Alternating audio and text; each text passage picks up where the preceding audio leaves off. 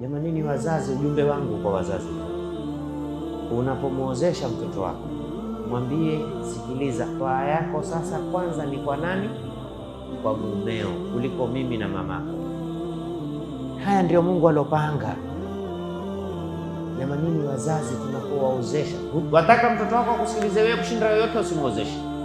Ukisha kumwozesha, mwambie neno kama hili, mwambie, sikiliza, kweli ilikuwa ridha Allah fi ridha walidain, lakini sasa ridha Allah fi ridha zawji, radhi za Mungu ziko kwenye radhi za mumeo.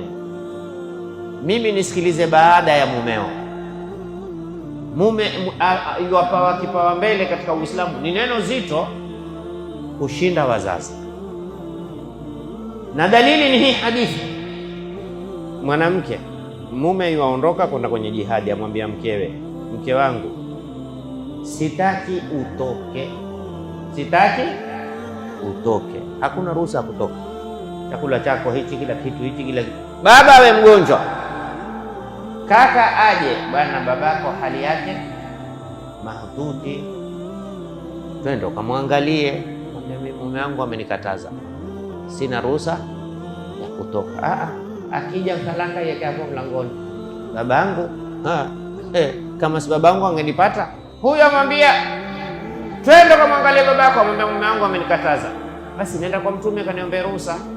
Kweli akaja kwa Mtume sallallahu alaihi wasallam, ya Rasulullah, ukhti yangu ameolewa na fulani, mumewe ameenda kwenye vita, lakini babangu taabani, nimemwambia enda, akasema mume wake amemkataza, akanambia nije kwako nikuombe ruhusa. Mtume asema, mimi siwezi nifungue fundo lilofungwa na mume. Huyu ni Mtume. Leo lao yule baba angekwenda kwa mathalan kwa mamangu mimi, mfano mama angesema ye mwenyewe huyo mbwa mimi naweza kumwamrisha, mwambie atoke, haina neno. Yaki, usitoke mwanamke. Mamake mume hana nguvu kushinda mume. Mamake mume wako ana nguvu kwa mume wako, lakini hana nguvu kwako wewe juu ya amri ya mume wako. Akafa huyu baba, aambiwa basi amekufa, njoo uje ufanye nini, umregeshe roho, njoo mazishini.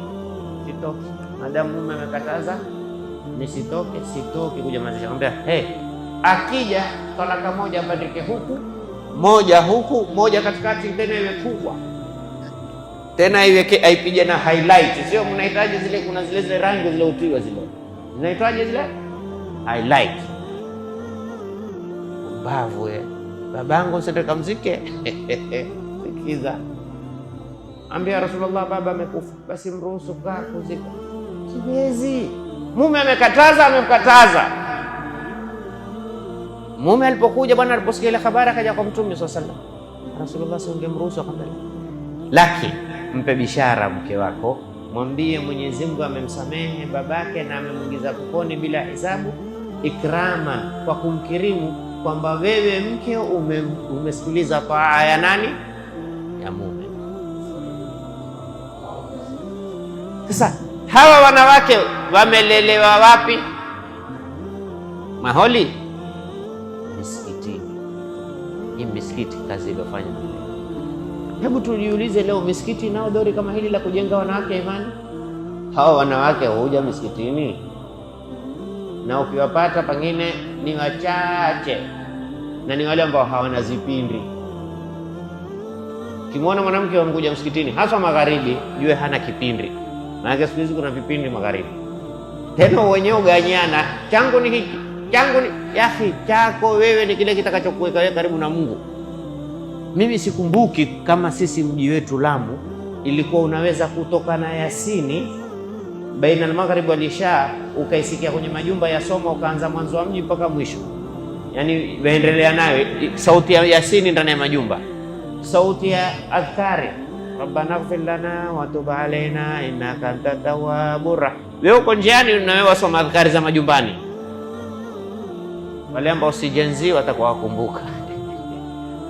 Maana mimi jana niliarifishwa nikaambiwa shaka wa jenzi.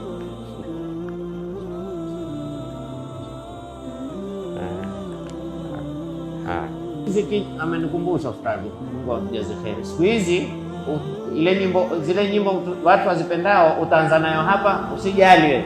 ukifika 2 ni ubeiti wa mbele, ile ile nyimbo ile ile. Maanake kila mmoja atakumuonesha mwenzake, si wewe tu ulionayo na mimi pia nayo. Nasallallahu salama. Mungu asemaje katika Qur'an? Atastabdiluna huwa adna billadhi huwa khair